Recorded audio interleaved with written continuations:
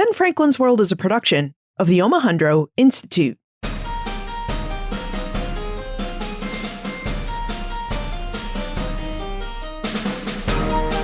Hello, and welcome to episode 244 of Ben Franklin's World, the podcast dedicated to helping you learn more about how the people and events of our early American past have shaped the present-day world we live in. And I'm your host, Liz Covart. There's an old saying that tells us that we should walk a mile in someone else's shoes. It's meant to remind us that we should practice empathy and really try to understand people before we cast judgment. Now, history is a field that helps us develop and practice empathy, as we're always trying to get at information that tells us how and why people acted as they did, how they lived. And as it happens, that expression that we can walk in shoes and use them to better understand people is really right on the mark. Because it seems that when we use shoes as historical objects, we can learn a lot about people and their everyday lives and actions. Kimberly Alexander is a curatorial expert who specializes in reading clothes for information about the past. And over the last 8 years, she's been researching and reading shoes to better understand what they can tell us about the lives of both their makers and their wearers. So today, we're going to metaphorically walk in some of the shoes early Americans left behind. And as we walk, Kimberly reveals how we can read shoes for information and what they can tell us about early America, how early Americans purchased shoes and the work 18th century shoemakers performed to produce them, and why early Americans made certain fashion choices and how politics informed some of the fashion choices they made. But first, have you ever wondered why we celebrate American independence on the 4th of July when the Continental Congress voted for independence on the 2nd of July? If so, you're in for a real treat, because next week, our annual 4th of July special episode will answer questions about how and why we celebrate the 4th of July.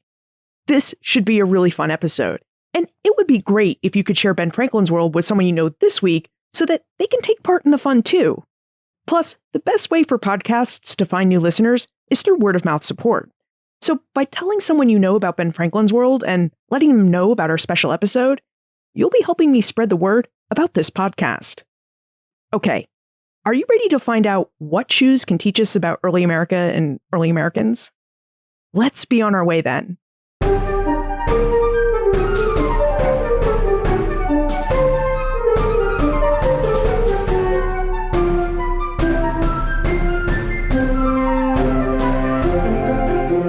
Our guest teaches in the history department at the University of New Hampshire, and she has held curatorial positions at several New England museums, including the MIT Museum, the PBD Essex Museum, and Strawberry Bank.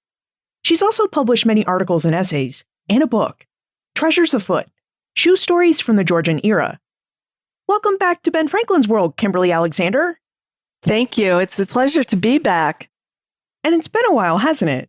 We first spoke in episode 24 about 18th century fashion, and since then, you've gone on to write a book called Treasures Afoot, which is all about shoes in early America.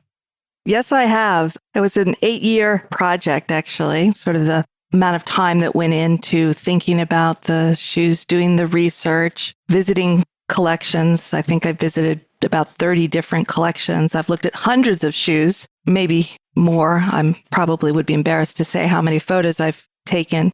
And it's been incredibly rewarding and has opened my eyes to a whole nother way of thinking about history. Yeah, that's what you were saying in Treasures Afoot, that shoes can really tell us a lot of stories that we wouldn't associate with or otherwise read about early America. Yeah, and I think what I am particularly interested in, the book largely focuses on the shoes of women and women's stories. So it's been a real opportunity to tell stories about women through their shoes, which in some cases is the only remaining tangible artifact we have to their history, other than in some cases when they were born, who they married, and when they died. So for me, having the chance to work with objects associated with women and bring their stories out of the shadow, give them a voice where possible, has been incredibly rewarding. The idea of having agency in terms of what one selects or holds on to, these are all part of this process, and they can be tied very tightly to shoes. Shoes really do seem like a fascinating historical source, and I wondered how you became interested in shoes and how we, as people who are interested in the past, can use shoes as a source of information about early America. one of the things that we always, as historians think about is, well, how do you start your research? One of the things I always say is, well, what are the questions you want to ask? Who's telling the stories and who's left out of the stories? And that's actually the approach I use myself. And when I was at Strawberry Bank Museum as the chief curator, I was doing research on textiles and costumes. And in the collection, came across a single shoe. In fact, it's the shoe on the cover of the book. So it has sort of its own origin story, if you will. But I looked at the shoe and I'd never really seen anything quite like it. To me, it's beautiful. It's a brocaded silk, a woven silk with a lovely pattern. It has a 2.5-inch heel. We know who donated it, but we don't know who wore it. But in the instep of the shoe, in the footbed, was a label. And it said Rideout and Davis, shoemakers, near Aldgate, London. And it was seeing this teeny label in the shoe that got me wondering, well, what was the journey of this artifact, this object? How did it go from being made in London and end up in the collection here at Strawberry Bank? And that prompted a whole series of other questions that ultimately led to the research. As you were looking at this mystery shoe with its maker's label right inside it, how did you go about reading the shoe for information? Documents contain words, and we can use those words and the context in which they were written to get information. But what does the process of information gathering and reading look like for a shoe? Well, it's interesting. The information that I can now gather from a shoe, as you can imagine, is much greater now after, almost a decade of looking at shoes than it would have been in the beginning. This is definitely a case of the more things you look at, the more you understand them. So things that I look at, they're two sort of separate issues. There's the issue of the wearer and the issue of the maker. And so in this case, I had an idea of who the maker of this particular shoe was because of the shoe label. So I was able to do research on these two cordwainers, shoemakers, as we call them in early America, and find out where they were located. I started to put together a whole body of work created by these particular shoemakers in American and British collections. And I learned quite a bit about their training, their background. They both were apprentices in London. They became masters of their trade, master cordwainers, and so on. So that was sort of looking at the maker, Rideout and Davis. But what about the wearer? How can you tell that, especially if you don't know who wore them or who they belong to? Well, there's certain things you can see, just like any of us today. If you look at the back of a pair of shoes, if you have the pair or even one, you can see if somebody maybe had an overpronation of their gait, if they favored one leg over the other in their walk, if they scuffed their toes, if they walked on the balls of their feet. You can see wear patterns on the outsides of the heel and the sole. You can also see wear patterns inside the shoe. And you can also start to identify where shoes have been changed and altered, sometimes for fashion. Maybe the toe of a shoe is changed. We find this particularly in the 1760s and 1770s in American shoes because people were holding on to their shoes. So fashion played some role, but also we find that age played a role. Someone might cut down their 2.5-inch heel to be a flat because they were older and maybe had some sort of a foot problem. We can see marks from bunions. We can see the fact that some shoes probably expanded with the wearer's ensuing pregnancies. All of these things you can start to get a sense of once you really look at the object in front of you. And those are really personal details that someone never would have written in a journal or some sort of document, but they just wore into their shoes. Exactly. And that's what's so wonderful about shoes. There's always going to be some, and pardon the pun, but some part of a footprint which is indelible in the way people wear their shoes. And I think that's what's fascinating. It is this personal aspect that never leaves the shoe that's been worn. So what do you do with this information that you gather from a shoe? Do you take what you found, say the shoemaker's name, the fact that someone had the shoe altered? Do you take this information into the written archive and see what more you can find? Or do you have other ways that you can use this information to expand upon it and find out more about both the shoemaker and the shoe wearer? That's where it gets interesting because the shoe can tell you so much, but then what might you be able to learn through biography? for example, or through other extant artifacts, perhaps from the same family or even the same wearer. And what I've attempted to do in the book is sometimes I start with a document, sometimes I start with an object. George Washington is a great example. We have some extant shoe buckles that are at Mount Vernon, but at least so far, we have no extant pairs of George Washington's shoes. But we have copious records because he was nothing if not a detailed record keeper and somebody who was very concerned about sartorial natures. And we see that he had lengthy correspondence over a dozen years with a shoemaker from London named John Didsbury. And when you start to go through the letters that he wrote to Didsbury via his factors, Carey and Company, you realize you can see the type of shoe that he would have worn and also a bit of his taste, which was very conservative, particularly when you compare that with the shoes he was requesting for his stepson, Jackie, who was looking for something perhaps a little bit more stylish. So here, without the object, I could start with the written record and put together this sort of information about what the shoes would have looked like. And thanks to the help of other scholars, in this case, particularly Al Segudo, boot and shoemaker emeritus at Colonial Williamsburg, put together the size of Washington's shoes, which are about today's contemporary 9.5, I believe, or 10.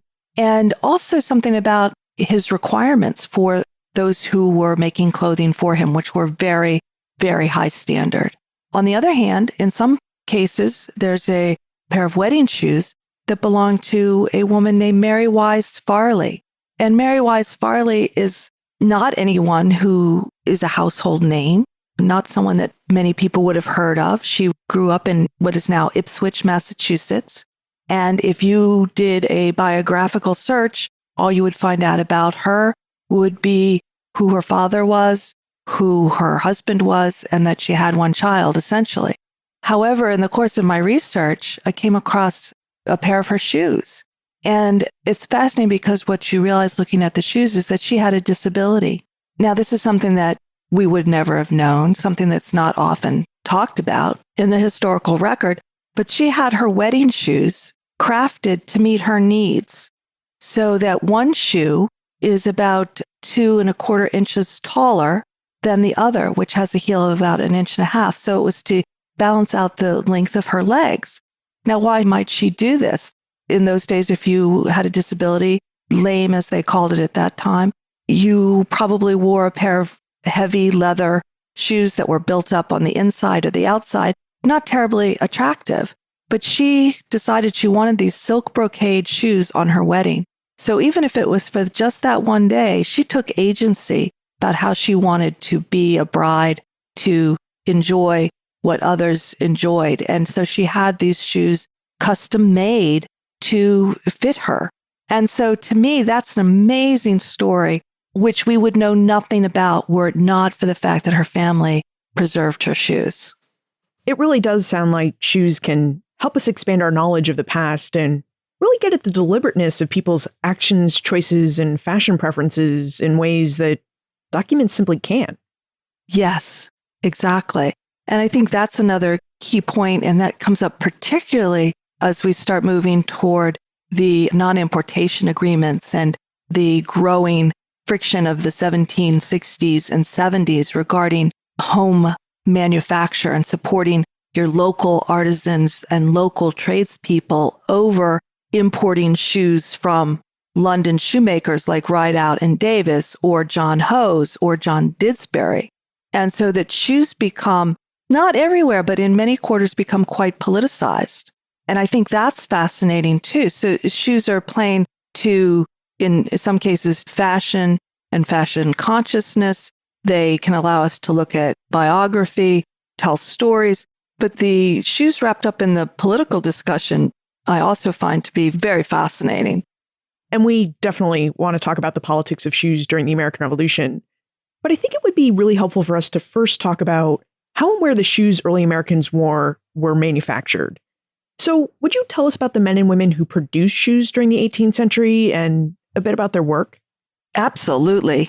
One of the things that I've enjoyed very much in the process of the research for this book was going through account books and day books of shoemakers. A number of them are at the Phillips Library of the Peabody Essex Museum for shoemakers who are not well known, who supported their local communities. Samuel Lane in Stratham, New Hampshire is probably one of the best known examples because he kept about 60 years of records of the shoes that he made and who bought them and so on. Very, very detailed. And there's some similarities between what's happening in the local New England and in the British shoe trade in terms of process. There's generally a master, somebody who's trained, who has fulfilled an apprenticeship, who has then gone on to be a journeyman and has become a master. The apprenticeship system was obviously prevalent in Britain, and it continued to be prevalent in colonial America. In fact, I found an apprenticeship indenture from as late as 1802, and another one is about 1810 for shoemakers who are still going through their apprenticeship with a master shoemaker. So there is one commonality sort of on both sides, which is this idea of training and apprenticeship. But there's some other parts of this that are less well understood. Certainly in Britain, when you have somebody like a John Hose who is producing trunk after trunk after trunk, thousands and thousands of shoes for export, he is functioning as a designer and really is overseeing a number of the administrative duties. But who's actually making the shoes? They're going to be journeymen and apprentices in his shop. But one of the things we often wonder is, well, what role did women play in this trade? And part of if you think of the make of a shoe, you have the sole and the heel, and then you have what's known as the upper, the piece that covers your foot is the best way to describe it. Shoes at this time, during the long 18th century, were largely shoes that were held on with buckles. So they have a cross piece in the front called a latchet or straps, and the shoes were called buckle shoes. Well, so how were the uppers created if it was a silk shoe? You would have purchased woven silk brocade bits from a place like Spitalfields or another secondary provider, and then had them cut to size for your client, would be one way. But often women would embroider shoe uppers and would be paid by their embroidery per piece. And that was called piecework. So you had vamps that could be done in pieces. And then you had families who might be involved in cutting out. Men's heels tended to be leather, stacked leather heels like we see today. But somebody had to cut all those pieces out. Those were pieceworks. You also could have somebody who would just carve heels, wooden heels for women's shoes.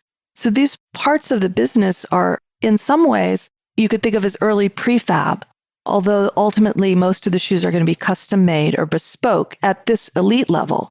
It's going to be a little different when you start looking at the shoes that were purchased by more middling sorts or those who are working.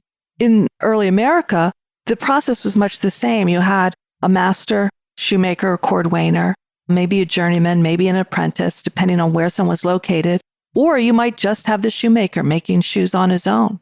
Somebody like Sam Lane in Stratham, New Hampshire, would give parts of his production out to his neighbors during the winter months, and they would put together the heels and the bits of soles or the uppers and the vamps, and then they would be put together by those in his office, or in his shop, I should say. So the idea of the community in the New England shoemaking tradition is a little different than the more sort of anonymous makers that you're going to find in a major metropolis like London. Primarily, you find shoes made during this time of the highly desirable ones are made of silk or a wool, which was generally, you could have a worsted or you could have a calamanco. Calamanco shoes were worsted wool, but the wool was treated, was called calendered. It was put through hot rollers, which glazed the surface.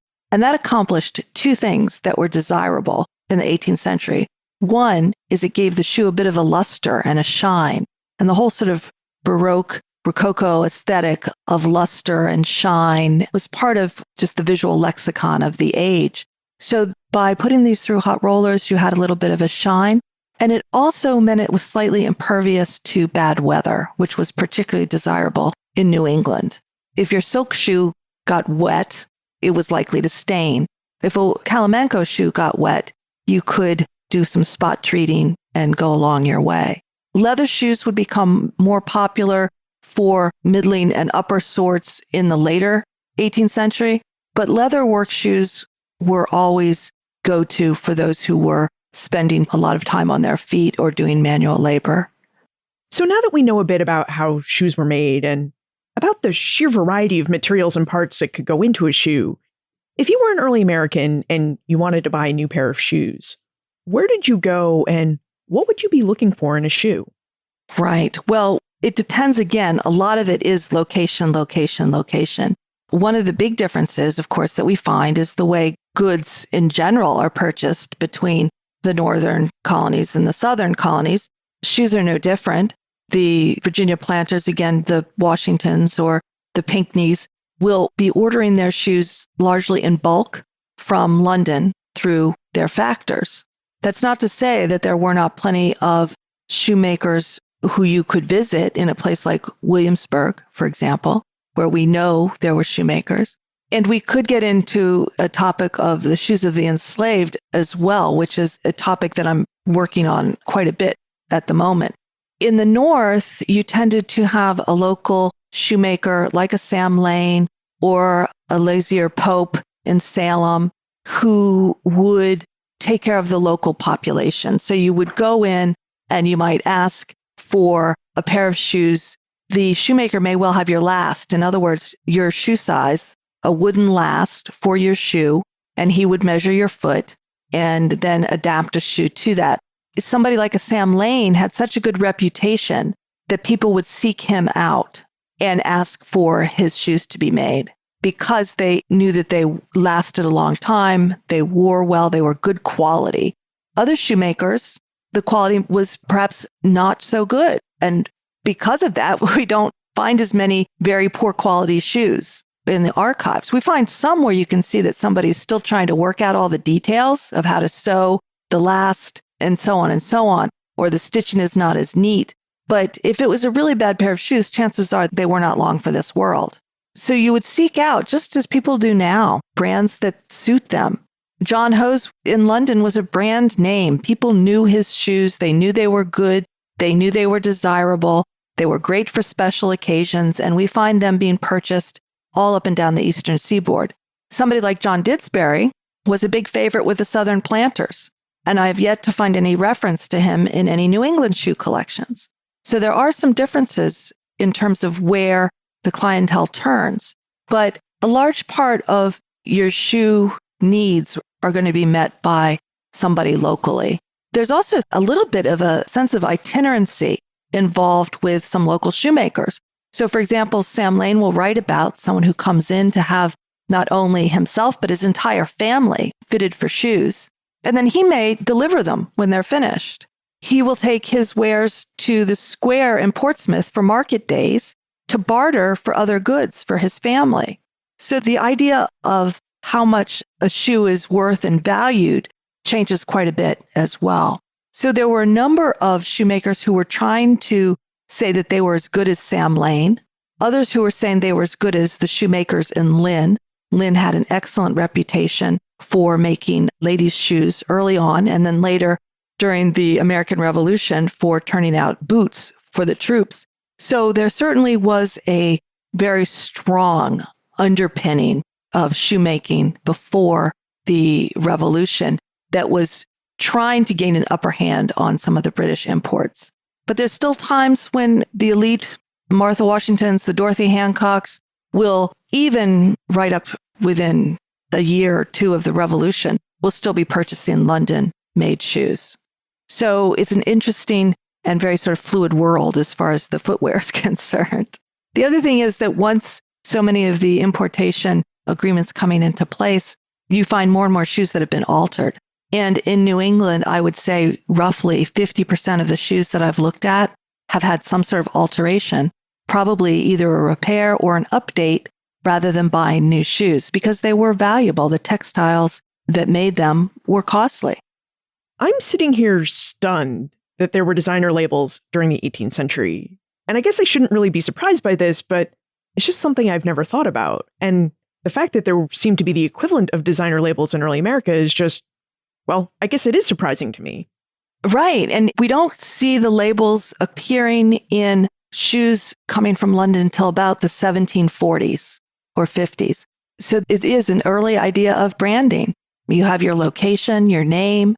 Later on, you might say what you specialized in, whether it was like women's shoes or boots. And specialization will increase throughout the century as well. But then there are many people who never label their shoes, ever. And so, for example, we have one, despite the fact that Sam Lane and his father before him, his brother, his sons, the entire Lane family was engaged in the shoemaking business for 80 years and were a name that people respected. We have one example of a shoe that was handed down in the family, and none of them were labeled. Same with Didsbury, who was creating shoes for George Washington. I've yet to find a labeled Didsbury shoe. So there are other things that we can only, as I've started to look at shoes, I can make some assumptions about whether it was made in London or perhaps whether it was made in Bristol or Norwich, or I can also take a look at the stitching and the heel shape of shoes and have a fairly good idea if it was made in the colonies versus whether it was made in Britain, because in the sort of years leading up to the Revolution, the skill set was not quite the same for American shoemakers. There is an exception to that. Right about 1774, 1775, there's a shoemaker, and luckily he labeled his shoes. His name was Winthrop Gray, Captain Winthrop Gray, and he came from a Salem and then Lynn shoemaking background. He went to Boston. We have one pair of shoes that he labeled, and it has a Masonic symbol also on the label. And he enlisted in 1775. So we have this one pair of shoes that he had to complete before he enlisted. And it shows an amazing amount of polish and finish and easily could compete with a European or English shoe. So it was like the Rosetta Stone of shoes for me in terms of how you unlock some of the other mysteries. So it sounds like most Americans would have had their shoes made locally by a shoemaker who lived near them. But it also sounds like at least elite Americans were importing a lot of shoes from London. And I wonder, did early Americans who imported their shoes always import from England, or did you happen to find that they were also importing shoes from other places? First, let me get back to the import idea. One of the things that also happens that I think is something that we tend not to focus on as much is the secondhand clothing trade. Because if you were sending secondhand goods rather than new goods, the duties were far less or even insignificant. So every one of the sort of auction houses that I've come across advertising in newspapers, Garish's and Lang's in Boston and in Portsmouth and so on, it's really interesting because it's understood that they have all their new fancy auction items, things that have just come from an estate or from a foreclosure or have just come over from the ship where someone couldn't make a payment. But there's always the back room, which is where they kept secondhand clothes and things like secondhand shoes. There was even a task, a job called a translator, where someone would actually recreate a shoe from bits and pieces of older shoes to try and make it look like something stylish. So if you were of the middling sort and you had some income, you could buy into the aesthetics of consumption. You could go and buy a piece of fancy gold lace ribbon that could be attached to your clothing. You could find a pair of shoes or a pair of shoe buckles. And this was just understood. They didn't have a big need to advertise it publicly all the time. The lines are something like, in terms as usual, in the back room or in the second room. And so this is something that is also supplying a major part of the non-elite market, is the secondhand production or the secondhand availability of clothing, and shoes were a big part of that. As far as different, if you were importing shoes from different European countries, depending on your country of origin, one thing you don't see a lot of, for example, are French shoes. Until post-revolution, we have very few pairs of French shoes that show up. As far as Dutch shoes, not so much. They're probably scattered in specific regional collections that I may not have seen. We do know not a lot, but a good bit about shoes that were made by Quaker shoemakers for other Quakers. And that's something that I find quite a bit is just as patriots are purchasing their shoes from those who they feel to be of their persuasion, we also have loyalists like Reverend Mather Biles purchasing from Inman, a loyalist merchant. And then we have Quakers like Elizabeth Drinker, who's only buying shoes from Quaker shoemakers. And I find that very fascinating. It is fascinating. Now, were the altered shoes that you found, I think you said something like 50% of the shoes that you saw were altered. Were these altered shoes part of this secondhand market for clothing too? I don't think that it is. Generally, the shoes that I've focused on that have brand names and labels, generally, and again, there are so many shoes that I haven't seen. There's almost, I don't know what percentage of collections has at least one or two pairs of shoes that somebody gave to the Historical Society or the museum or even the archive. But there does seem to be a trend that, for example, if you were, and I think you asked this question about wedding shoes, you would maybe buy the very best pair of shoes you could afford for your wedding. And one example I use in the book is the shoes of Mary Rand, who got married, has a pair of host shoes. And then she ends up leaving Boston with very little. Unfortunately, her child dies in Boston. And these shoes she kept with her and then obviously passed down. But alterations would be made to this best pair of shoes that you could afford in this time of scarcity. So I can see what's happening and the results. Only sometimes can I actually tell you why. And that's usually has to do with the date of production and what the family history might have been. So for example, one of the most curious things to me is that there are about 3 pairs of shoes that belong to Dorothy Hancock at the Bostonian Society.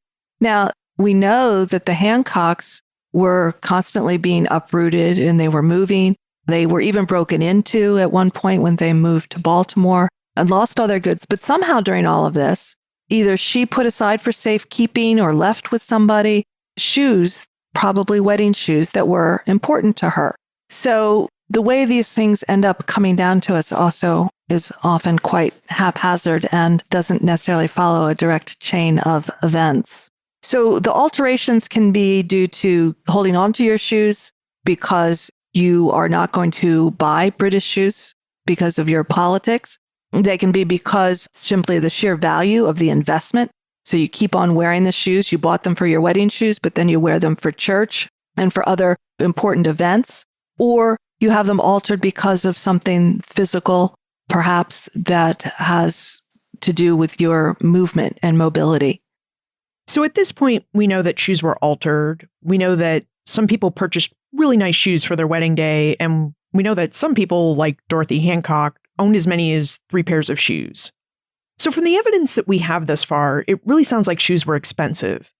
So how much did shoes cost in the 18th century? And just how many pairs of shoes would an average person in early America have owned? How many pairs? I'll start with that because it's very hard to get a handle on that. And it's not for lack of trying.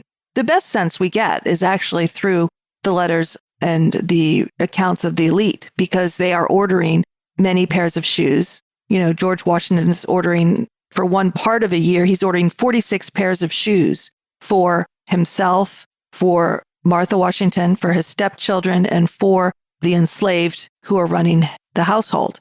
And so you can see how they're parceled out between how many pairs were for Martha and so on.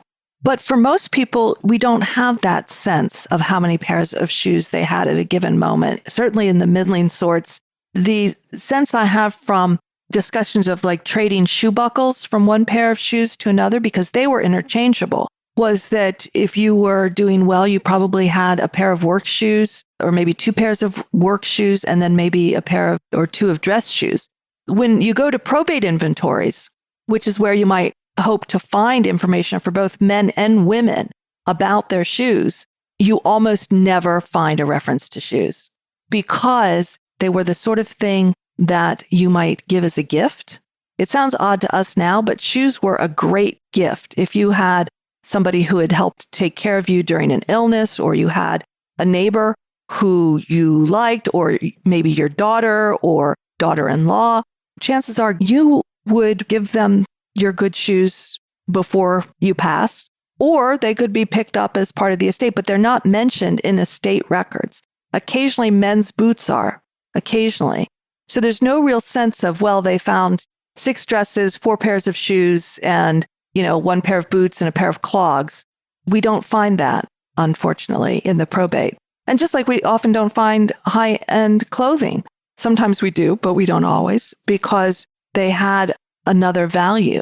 Certainly in some inventories, the textiles were deemed as cash, in the same category as cash, because they held that much value. Actually, John Stiles writes about this when he's talking about the clothes of the people, when he's talking about England, but I imagine much the same was done here, is if you could buy a few pieces of textile, of cloth, of a waistcoat, something, anything even at a secondhand store, and lay it aside, it was like something for a rainy day when times got hard, that you actually had a currency, a value on the street that you could either trade or get money for. We don't think about things quite the same way. I mean, we do when you take your clothes maybe to a secondhand shop and whatever, but it was very prevalent at that time. Well, we may not know how many pairs of shoes early Americans owned, but we do know from what you've said earlier that Americans used the shoes they owned, however many pairs that was, to display their politics. Right now, we need to take a moment to talk about our episode sponsor. And after that moment, this is what I want us to dig into: how Americans use shoes as a sign of their politics. Designer labels and designer shoes in the 18th century? I really had no idea that this was a thing, but I guess it makes sense because certain makers and brands have a reputation for quality, utility, and appearance, and those aspects of goods are really important to many of us today, so why shouldn't they have been important to the people who came before us? Now, it's fitting that we're talking about fashion, because Ben Franklin's World has a shop where you can satisfy some of your fashion needs, like the need for quality, fashionable appearance. My Omohundro Institute colleague Martha Howard has made sure that benfranklinsworld.com/shop is stocked with high-quality goods bearing the fashionable and high-quality design of this podcast. Plus, she's also commissioned special limited edition t-shirts to help you celebrate and commemorate the 4th of July. Really, what could be more fashionable on the 4th of July than a special Ben Franklin's World t-shirt? Seriously, you should check out these designs at benfranklinsworld.com/shop. And while you're looking over your options, you should know that you can feel great about any purchase you make from benfranklinsworld.com/shop. Because not only will your use of these goods help spread the word about Ben Franklin's World, they'll also generate some funds to help us keep this podcast going. So visit benfranklinsworld.com/shop and order your new and fashionable Ben Franklin's World t-shirts, tote bags, and hoodies today. Kimberly, would you tell us how early Americans used shoes to display their loyalties during the American Revolution? There are a few examples. The politics of shoes. You have huge numbers of shoes being imported from England. Georgie Riello, material culture scholar, notes in his writing that Britain exported something like 300,000 pairs of shoes in 1 year alone in 1760. And 42% of that number went to America. So this is this whole time of consumer consumption and pre-sort of revolution. These numbers we also have from the shoemaker John Hose himself, where he talks about how many thousands of pounds worth of shoes he ships to America every year. The power of the British shoemakers at that time was something that was going to be hard for American cordwainers to meet the same numbers. But they were already, before the revolution, gearing up to be able to accommodate the local market, both just before and after the revolution. In 1765, we find in a newspaper, actually in Philadelphia, a shoemaker, Alexander Rutherford, and he writes in his advertisement in the newspaper, he alerts his female customers, and I quote, "as are resolved to distinguish themselves by their patriotism and encouragement of American manufactures, that he makes and sells all sorts of worsted or wool shoes of all sizes, as neat and cheap as any imported from England." So he's making it possible for his customers to make a choice about the types of shoes that they purchase.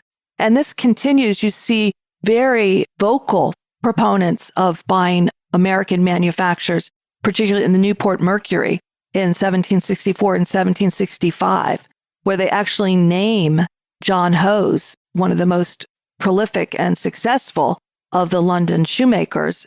He's named by name as being somebody who is deleterious to America moving forward, and that women need to set aside these fripperies and gewgaws that have been sent from foreign countries in favor of local manufacturers such as Hall Brothers in Newport.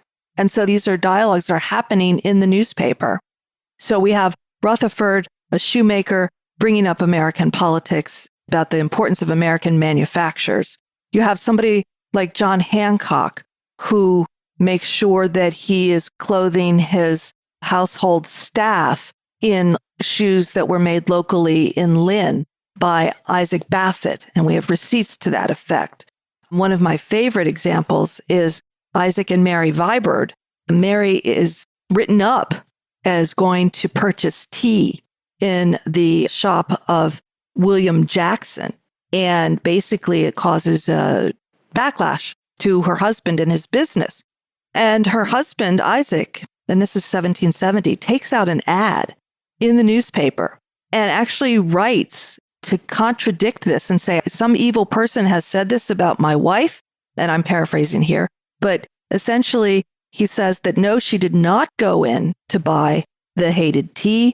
She only went in to Jackson's shop to pick up shoes made in Lynn, which was, of course, totally acceptable because they were Lynn-made, local manufacturer. And he goes on to say that he will swear an oath to such an effect because he's so fearful that this is going to damage his business. So there's a lot swirling about at this time, and shoes are certainly a major part of that. But we wouldn't necessarily think of that, I think, at first blush.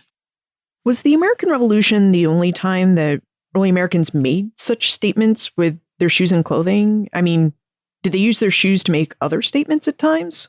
That is a really very good question. I mean, I think there are other types of statements that shoes made during the time, like the statement, what might shoes tell you about social class and privilege? And there certainly is a lot to be said that would escape us today that could be read in a pair of shoes. So this is not political so much, but it is an understanding of class and society through shoes. So for example, shoes were not at that time generally. There are some pairs that were made right and left, but generally the tradition was it was a straight-lasted shoe, so it could be worn on either the left or the right foot. So straight-lasted actually had an economical value to it. It wasn't that people didn't know about right and left shoes. What it also meant, though, is that as far as women were concerned, if you had a pair of woven silk brocade shoes, you might switch feet so that they would wear evenly on each side, so that the wear pattern would be the same to get you a longer use out of your shoes.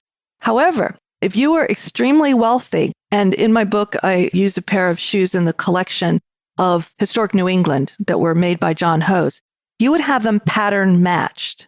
And that meant that the silk, when you were looking at it from the front, it matched right and left, and from the back on the heel. So you couldn't actually switch the shoes. So right away, you were sending a signal about how wealthy you were through your shoes, because if they were pattern matched, it meant you wasted more of the valuable textile in order to match the pattern. So what else can shoes tell us about a person and their place in early American society? Is there anything from your new research on the shoes enslaved people wore that could tell us more about the lives of enslaved people? I have to say this is an area that I've just really started working on based on some of the account books that I was going through at sort of at the tail end of this research. I was very interested in the way that the shoes of the enslaved are described by the shoemakers. And there's a whole group of New England shoemakers who are creating after the Revolution, particularly by the 1790s, and then just escalating in the early 19th century, shoes for enslaved workers. And they never mention that language of slave shoes or shoes for slaves, but it's about the quality of the terms and the prices that they assign to the value of the shoes. So they're called sturdy, stout, wide, coarse. And they're sending their shoes rather than local or even regionally, they're sending things to Charleston in Norfolk and so on. And then the numbers increase. And the value of these shoes, some of them were even called cheaps and veals, meaning that it was a very unseasoned leather. So I started looking at how many shoes were being sent, and the volume just explodes compared to the level that this particular shoemaking family was doing, 10 years before that. So I'm just starting to look at it's another area of complicity, really, from the North that has not been discussed. We know about the textile manufacturers, and the cottons and things coming out of Connecticut and so on. But I suddenly realized that, well, shoes, of course, because if you have bad shoes and ill-fitting shoes, as we all know, your day is not comfortable. And if you're working and standing on your feet, so what was going to be the nature of the shoes that were being sent? And they tended to be about a third less in cost than the custom-made bespoke shoes for clients in the area. I was also interested in some references in Sam Lane's accounts to making shoes for a list of a family in Portsmouth. And the husband and wife, the cost of their shoes was X and the cost of the daughter's shoes was Y. And then there was a line about, and for your black girl, shoes made on a man's last. So the idea was a man's last is going to be a different configuration for a foot than for a woman's last, a woman's shoe. So there was that reference, which got me thinking about the style of shoes, the types of shoes, and the cost of the shoes. And then, of course, looking at the Washingtons and the costs of the shoes for the enslaved households also starts to point to, again, a difference of language.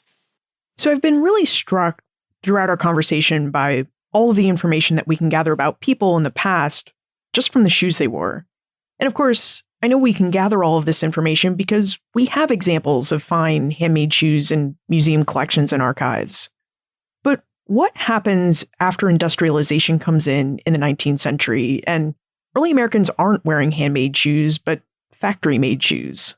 What do factory-made shoes do to our ability to read the past in shoes? Well, and that's really why I'm fascinated with what happened in the 18th century and actually in the 17th century as well, because by the 19th century, these stories are starting to recede into the background. Some of the stories are the same, the fancy dress shoes, the wedding shoes, the I danced with so-and-so shoes, but the stories involved with the makers are starting to change. So you're not getting necessarily stories about the cordwainers and their ability to try and find the materials for their clientele in times of scarcity. And the bespoke tradition, the custom made, the haute couture that we think of with a brand name shoe, in the 19th century, those are the most expensive shoes. And they are not the shoes that are available for everybody, that have an actual shoemaker who is designing and having them sewn. They tend to be shoes that are being made for world expositions and very, very wealthy clients. What I love about looking at shoes in the 18th century is we get a much more broad spectrum of life and what was happening. I'm just as excited when I find a pair of shoes that shows its wear, that's beaten up, that's made of local materials. In fact, even more so than when I find a pair of silk brocade shoes. So, if it's a shoe that's been hiding in a chimney breast or in a rafter, or if it's one shoe that has been preserved because one of each pair was given to two different children. These are the sorts of stories that you find. In fact, there are countless stories that got left on the cutting room floor, if you will, from this book, because there's actually still so much more to tell. Yeah, we can tell you've definitely looked at a lot of shoes and a lot of different shoe stories too. And I really think we're going to leave our conversation with you rethinking shoes and how we look at them. Now, shoes are a really fascinating historical source, and given that you have looked at so many different shoes and have thought deeply about shoes, what do you think are the most important or unexpected stories from early America that we can find in shoes? Yeah, well, I think since I started with that one question about how did these shoes end up in this collection coming from London? So one of the things I've tried to do is explore the travel of a shoe from its place of creation to the feet of its wearer. So I didn't come in, I guess, with a whole series of other than just this sort of general question about what this might mean. And so for me, it was a wonderful process of discovery. I did not expect, for example, to find, while I was familiar with other types of clothing and objects that were part of the non-importation agreements and boycotts and so on, I'd not expected to find such a political aspect attached to shoes. So that was a wonderful surprise. And I'm sure there's even more that I could expand upon that. Another area, though, I think that was particularly near and dear to me is the stories I've been able to uncover about women who otherwise we would know almost nothing about. And that's a big part of what I think very early on I hoped I'd find and have found. So those were two of the main things. But also the other thing I think that I have been left with after all of this research, and not only have I been in, at this point, X number of archives and looked at X number of pairs of shoes, I also talk to people about shoes all the time. I'll tell you, it's a natural icebreaker. I have a bit of social anxiety, and I find if I can turn the conversation to shoes, everybody, men and women, everybody has a shoe story to tell. And so I've also learned a lot about how people view their footwear today and just how much it relates to what our 18th century predecessors went through, the way they thought about their shoes. We think it's so different, but is it really, whether you have a good day or a bad day on your feet, whether your feet get wet, those experiences that we have are the same experiences that they had. So there was a connection, I think, that we can all feel because we all know what it is to have a pair of shoes. This has been a really fun topic of conversation, and now we need to let the fun continue in the time warp. This is the fun segment of the show where we ask you a hypothetical history question about what might have happened if something had occurred differently or if someone had acted differently.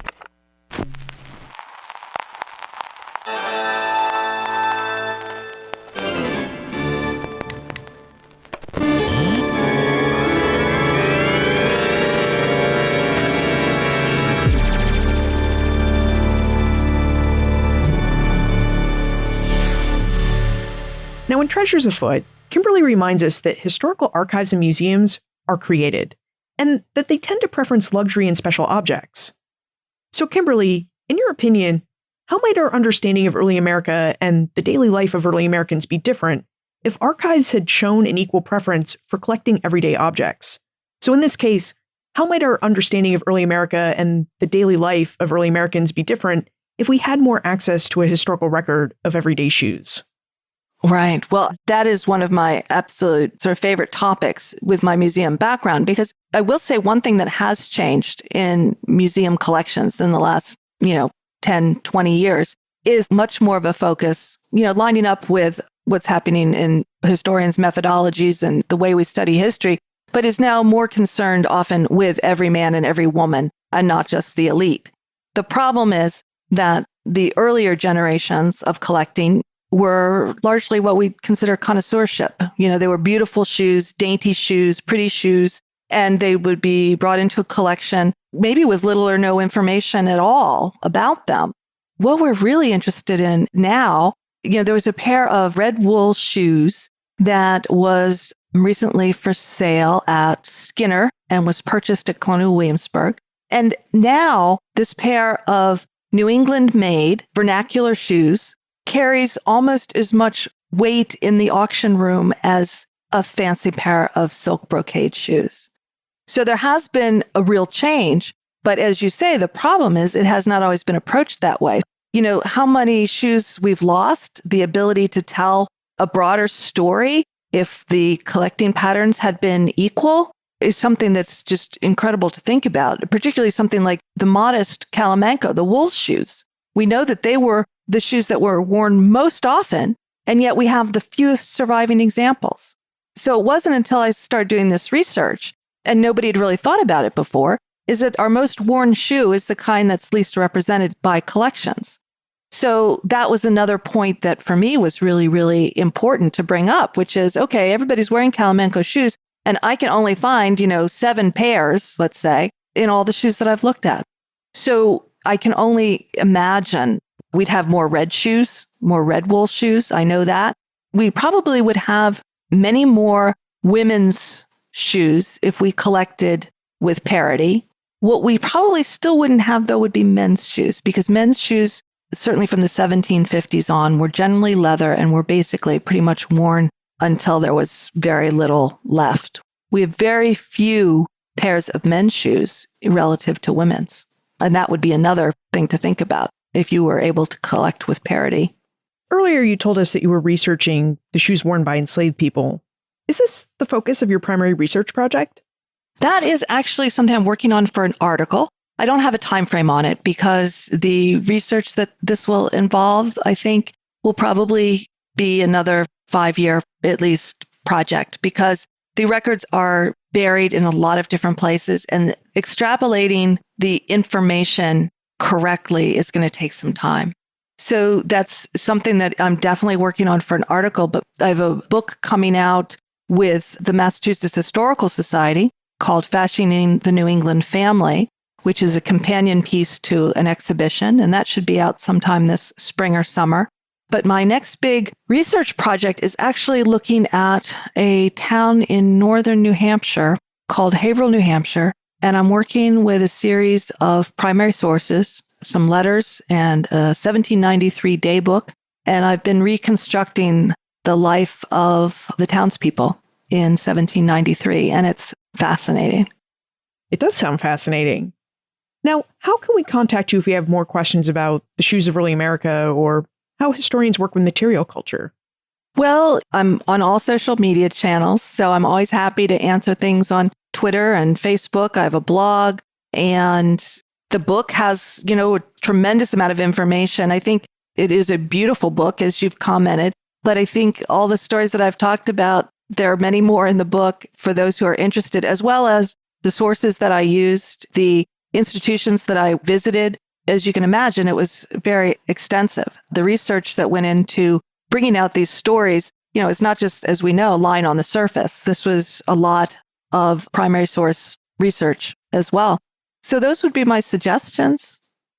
Kimberly Alexander, thank you so much for joining us again and for helping us, shall we say, walk in the fascinating shoes of early America.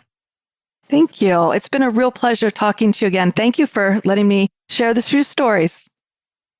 We can learn a lot about the early American past by looking at shoes. As Kimberly highlighted, wear and construction of shoes can tell us about the physical build of a shoe's wearer, whether they walked in a way that favored one leg over another leg, whether they had bunions or some other physical disability that required special shoes. And the textiles cordwainers used to construct shoes can tell us a lot about the economic and social class the wearer belonged to. Were the shoes made of a brocaded silk? If so, the wearer likely had some disposable income or a wealthy friend. Were the shoes made of a heavy, fine-grained leather, or were they made of a worn, coarse-grained leather that looked like they came from other shoe parts? Again, the materials shoemakers use can point to the economic and social class of the wearer. Plus, the construction material and look of a shoe can also tell us something about the wearer's fashion preferences. As Kimberly noted, George Washington's shoe buckles and written orders for shoes reveal that he had a preference for a conservative aesthetic, while Mary Wise Farley's wedding shoes reveal that Mary was a woman who wanted to look beautiful on her wedding day. There are also times when shoes can tell us something about the politics of their maker and wearer. For example, during the years of the Revolution, Mary Viberd preferred shoes that were made in Lynn, Massachusetts, where there were many supporters of the American cause, and she preferred these Lynn-made shoes over shoes she could have imported from London and London-based shoemakers. Now, although shoes can tell us a lot, I think we can see from Kimberly's quest that we need lots of different historical sources to provide us with information. As Kimberly revealed, to find answers to her questions about what shoes can tell us about their maker and wearer, she had to perform a lot of back and forth between the physical shoes she found in museum collections and the written records she found in the archives. Only by using both types of historical records, the written records and the physical objects, was Kimberly able to reveal more about the everyday lives of early Americans. Which just goes to show us that we really need to think expansively and critically about the sources we use to get information about the past. Because different sources can tell us different stories and reveal different types of information about different types of people.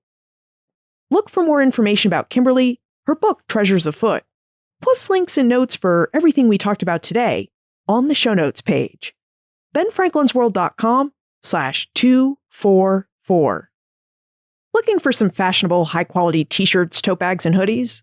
Look no further than benfranklinsworld.com/shop, because the Ben Franklin's World shop has you covered. Production assistance for this podcast comes from the Omohundro Institute's Digital Projects team: Joseph Edelman, Martha Howard, Emily Sneff, Holly White, and Karen Wolf.